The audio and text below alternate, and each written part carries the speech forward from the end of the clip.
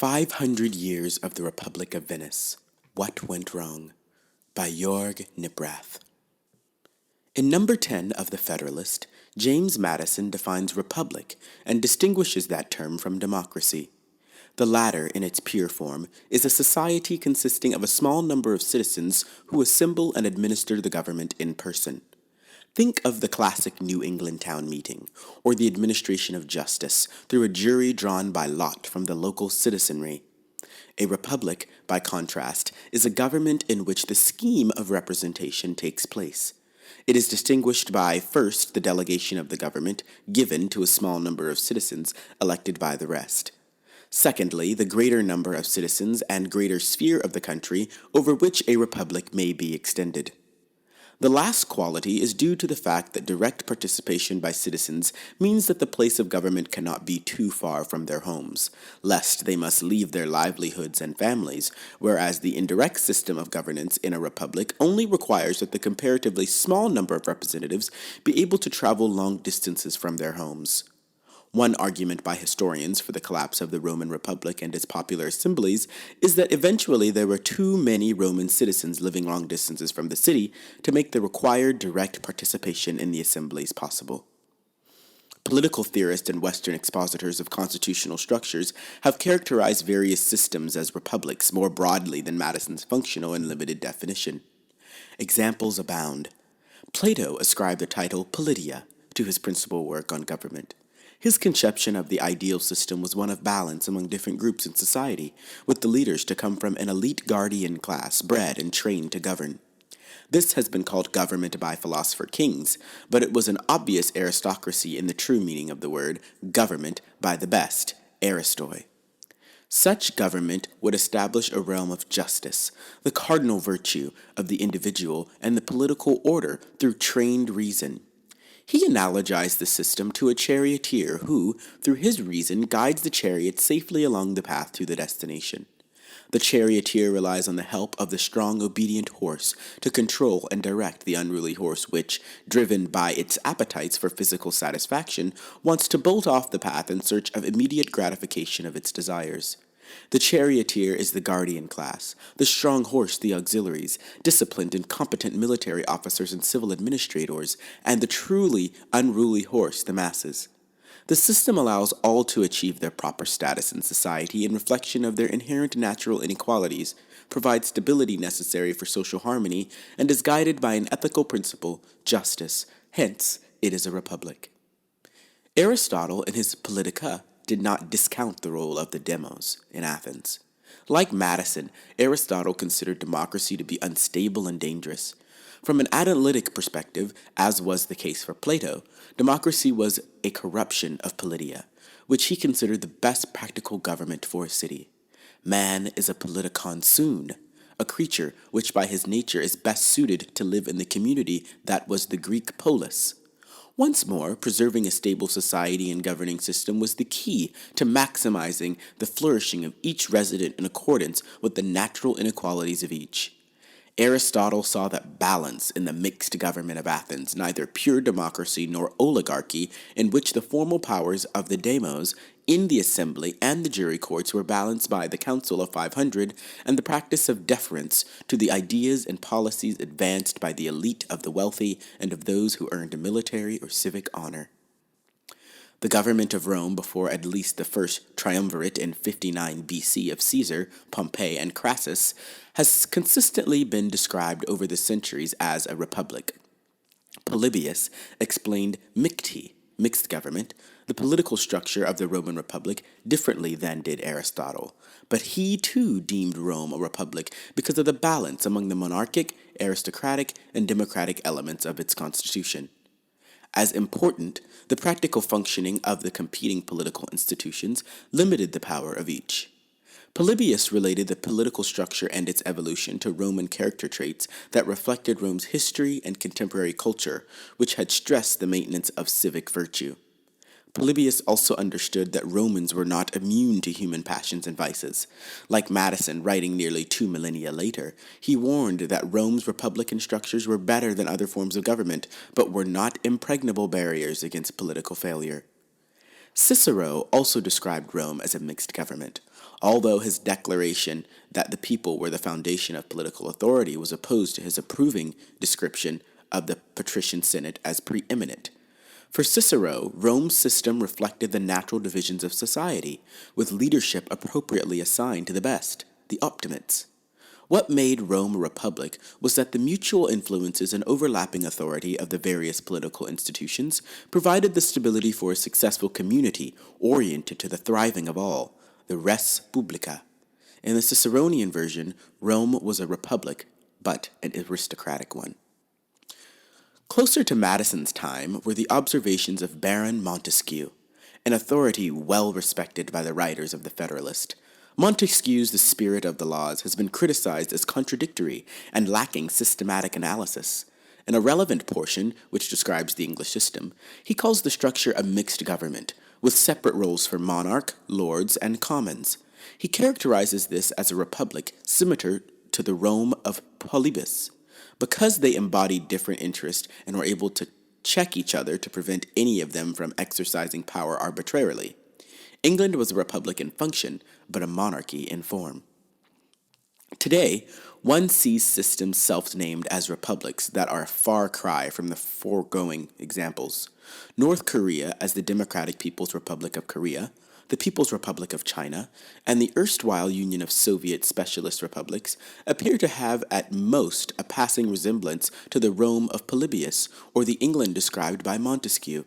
Their republican connection seems to be at best a theoretical nod to the concept of people in the form of the proletarian class as the source of authority, with the ruler chosen for long-term, often life, by a token assemblage of delegates in a closed political system.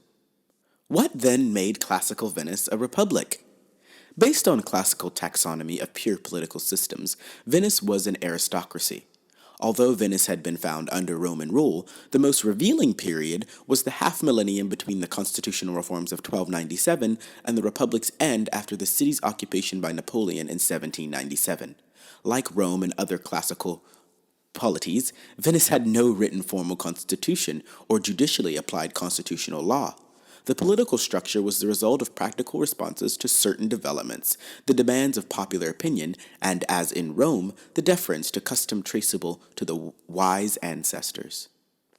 In 1297, membership in the nobility became fixed in certain families, and the previous fluid manner of gaining access through the accumulation of wealth during a period of economic expansion was foreclosed, the serrata. That said, the number of nobles was significant, with estimates that it amounted at times to 5% of the population. The nobility governed, and their foundational institution was the Great Council. All adult males of the nobility belonged to the council and could vote in its weekly meetings. That body debated and enacted laws. It voted on the appointment of the city's political officials, of which at times there were estimated to be more than 800. Since the officials' terms of office were brief and turnover frequent, this task occupied considerable time of the council. In addition, there was another powerful political body, the 300-member Senate, Venice's main effective policy-making institution. Nobles at least 32 years old were eligible to be selected by one of two procedures: election by the council or by lot drawn from nominations by retiring senators. Their annual terms overlapped, with no uniform beginning and end. As well, senior civil and military officers were members. The Senate determined policy for the government, most particularly in foreign and financial affairs. However, the agenda of the Senate was set by the 26-member Collegio, a sort of steering committee. While the Collegio could control what matters were debated by the Senate, it could only offer opinions held by various of its members about an issue, not submit concrete proposals. The administrative part of the Venetian government was particularly complex, as described by Professor Scott Gordon in his well-researched book, Controlling the State. Regarding Venice, he refers frequently to Gasparo Contarini's classic work from 1543, De Majestratibus et Republica Venetorum. Selection to office involved a confusing combination of voting and selection by lot. Gordon provides a schematic of the selection of the Doge, the city's head. At once amusing and awe-inducing for its complexity, a simplified version is shown by 30L, 9L, 40E, 12L, 25E, 9L, 45E, 11L, 41E, Doge, where L stands for selection by lot and E for election. In other words, at a meeting of the Great Council, the names of 30 members were drawn by lot. From them, 9 were drawn by lot. Those 9 voted for 40 members of the Great Council. From those, 12 were drawn by lot, and so on until 41 nominators were selected who would select the Duke. This convoluted procedure had some anticipated benefits. Together with the prohibition of formal campaigning, the unpredictability of the eventual selecting body discouraged election rigging. Moreover, the time delays involved and the likely variation of opinions among the members of the council encouraged debate in the council and among the public about the qualifications of various potential candidates. Factionalism is unavoidable in large bodies, but its effects likely were somewhat blunted by this procedurally chaotic approach. Although elected for life, the Doge himself had little formal substantive power. He could do nothing official by himself. To meet visitors or when he engaged in correspondence, at least 2 members of the Ducal Council had to be present. The Ducal Council was composed of 6 members elected for 8 months' terms by the Great Council, each representing a geographic district of the city. They were the Doge's advisors, but also his watchdogs, much as the Ephori, magistrates of Sparta, shadowed their kings. Upon election, the new Doge had to swear an oath on a document, which detailed the limitations imposed on his office. Those limitations could vary, depending on the political conditions and the identity of the person selected. To remind him, the oath was reread to him every 2 months. After the Doge died, his conduct was subject to an inquiry by committees of the Great Council. If he was found to have engaged in illegality, his estate could be fined, a not unusual result. The office had little formal power, but it was more than simply ceremonial. The Doge presided over the meetings of the Great Council and the Senate. Though he did so, attended by the Ducal Council and the 3 chief judges of the criminal court, his power came from his long tenure and participation in the processes and deliberations of all of the important organs of the city's government. There also were security and secret police organs, such as the shadowy Dieci, Council of 10, elected by the Grand Council to the staggered 1-year terms, and the 3 inquisitors. The Dieci targeted acts of subversion. The usual legal rules did not apply to them, to allow them to move quickly and secretly. The inquisitors were a counterintelligence entity set up to prevent disclosure of state secrets. Like all such extraordinary bodies connected to national security, they represented a potential threat to the Republican structure of Venice. Notably, there is no record of them attempting to subvert the Republic and seize power. A final and very significant component of the Venetian system were the bureaucracy, the craft guilds, and the service clubs. All of these were controlled by the non-noble citizens of Venice. The first, especially, was an ever-expanding part of the government. Excluded from the political operations, commoners sought power through the bureaucratic departments. Eventually, a sort of bureaucratic oligarchy developed as prominent families came to dominate certain departments over the generations. The Citandi roughly equaled the nobles in number, and they had the advantage that, unlike the annual terms of noble office holders, they held their offices for life. Venice acquired the reputation among writers during the 15th through 17th centuries as an ideal republic, with a stable constitution able to survive even catastrophic military defeat in 1508. The city was marked by good government and the protection of political and religious liberty. As noted by one modern commentator, Venice was a Catholic state where the Protestant could share the security of the Greek and the Jew from persecution. The system stood in contrast to the violent chaos and bouts of persecution that characterized the history of Florence and other Italian cities, and the economic backwardness and lack of social mobility of the emerging nation-states such as France. It was a wealthy, capitalist society, which was easily able to raise more tax revenues than nation-states with several times its population. On the military side, although it had no regular army or militia, Venice had for several centuries the most powerful navy in the world, with bases around the eastern Mediterranean to protect its far-ranging commercial interest.